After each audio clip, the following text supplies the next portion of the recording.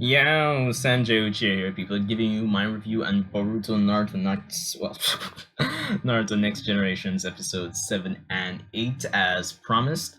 Um, but before I continue, if you like my content, you can, I don't know, I guess subscribe. I don't know, it never hurts, I suppose.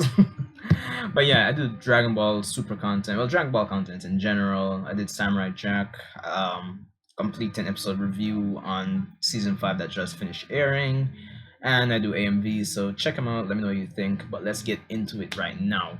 So breaking it down, episode 7 and 8 are a decent addition to the new era of Naruto itself, with 7 fitting the general formula that the previous episodes themselves have been bringing to the table, with episode 8, the latter, of course, being, to me personally, the better of the two.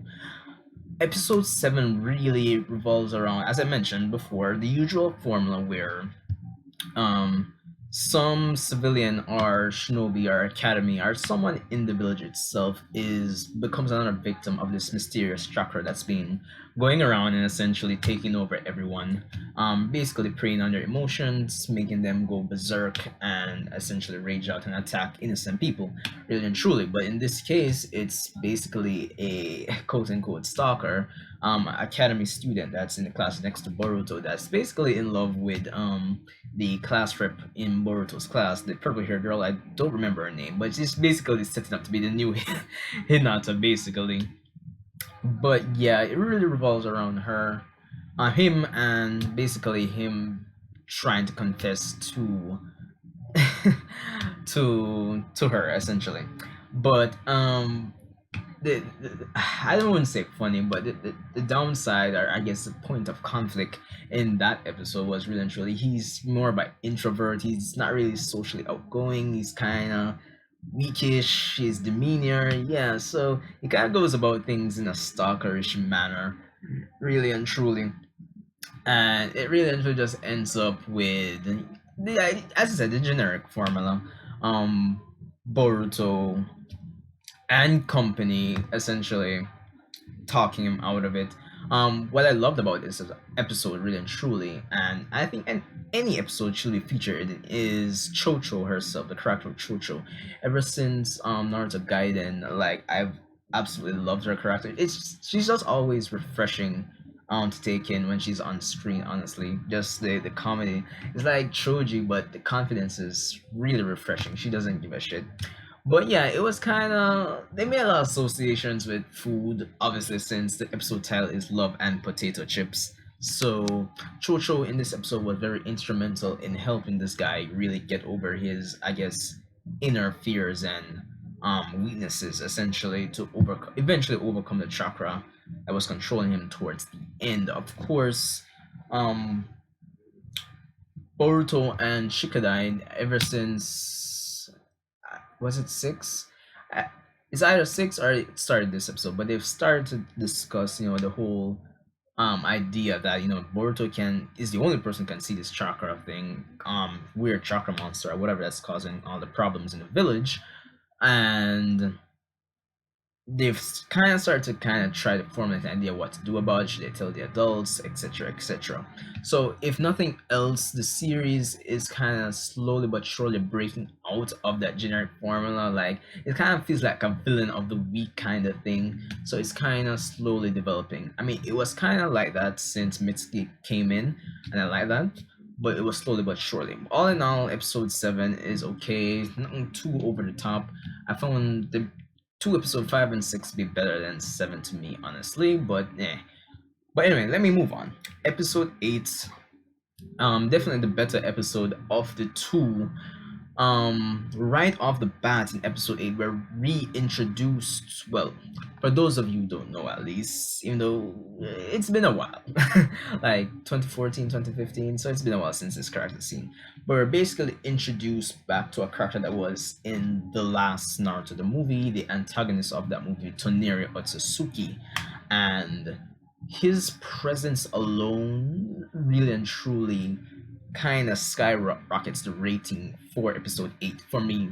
because not only are they tying it in with that movie, but we can tell that the Otsutsuki are going to be really instrumental in whatever is to come in the world of Boruto. Well, still Naruto, but yeah, you get the point. So we get a scene basically of Toneri. Um, him basically he's watching the stars from the moon. He decided not to come back from the moon. For those of you who haven't watched the last Naruto movie, go watch it. I think you'll like it if you haven't watched it, that is. But whatever. But yeah, he looks up to the stars and he basically signals the coming of this comet as the probably the start of things to come, disasters to come, and basically we get like this vague line of saying, don't quote me on this. This is not what he said exactly, but basically Boruto will be the one. Everything will basically rest on him. So we go from there, and we really and truly go through the episode with Boruto and company really reviewing all that's been happening in the village, all the events and all that. We even get this one scene of Boruto essentially using Shadow talking to himself. It was a bit ridiculous, but it was kind of cool. I like that the characters are starting through their, I guess, their own speculations and basically just wondering and trying to come up with a plan of how to approach things. It's kind of starting to move the plot and focus it onto something that's very concrete, and it kind of feels more goal oriented than this whole villain of the week thing that we were getting before, which I love. So it's starting to kind of propel the series in the right direction for me personally, and I really like that. um of course, we got a bit of Naruto and all that in there, as of course they're doing their investigation on their end with no leads. Of course, they're trying to kind of go over all the people Shino's come in contact with, but I move on. So Toneri does come to Boruto in a dream and says that his eye will be the key to, I guess, defending the world from the coming disaster, essentially. Essentially skyrocketing. It's kind of subtle because they're not revealing too much information, similar to when Mitsuki was introduced. So now we have this. We have a lot of things, subtle plot points that aren't too clear, but to really pique our interest as viewers. So Boruto, through speculation, I wonder why only he can see it. After the dream, wakes up to realize his vision's a bit different and looks in the mirror and sees that his strange eye technique is activated and it disappears. So he's convinced he has the Byakugan, which is ridiculous. I don't know why he'd think it's a Byakugan. It looks nothing like a Byakugan, but whatever. So he starts acting like all self-important and like he's eager to kind of take on responsibility, and I think it was only fitting considering it's just a kid. So I think characterization in that sense was pretty good. Of course, he at the beginning of this episode they were watching a movie, Boruto and Friends, and he's kind of starting to emulate the guy from the movie. Of course, Naruto comes home and tells him, kind of a bit harsh in this sense, but he tells Naruto that he feels he has the Byakugan, but Naruto lays down the smack and says, "Yo, kid, you can only get the Byakugan if you've been through intense training." And Naruto of all persons knows that Boruto hasn't been training like that. So he's basically saying, "Hey, you're talking bullshit, man." Personally, I don't think I had. It was kind of harsh, but I don't think I had a problem with how Naruto conveyed that to him.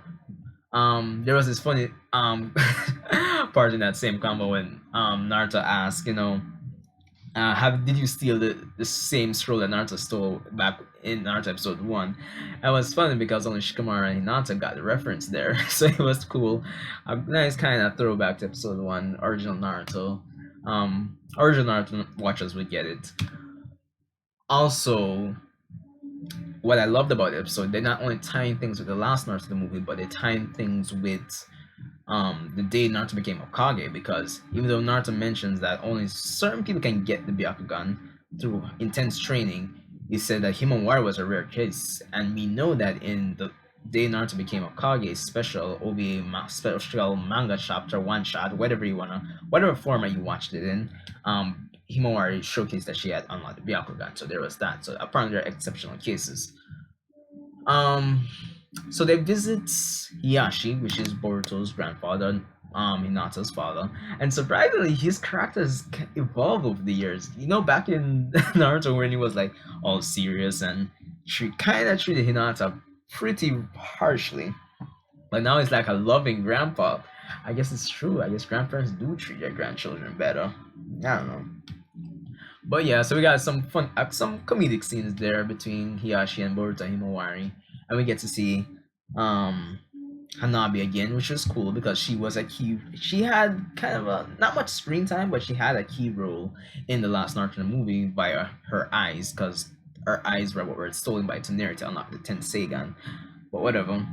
So Hiyashi eventually reiterates what Naruto said to Boruto, that it's only through intense training that the Byakugan can be unlocked. And of course, the episode ends with Hiyashi basically saying, you know, he's setting up to spar with Boruto to test for real if he has the Byakugan, and that's why the episode ends.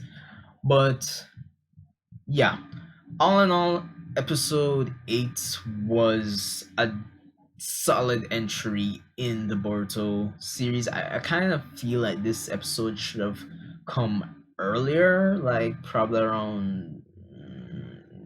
Probably this should have been episode 7 or probably even episode 5.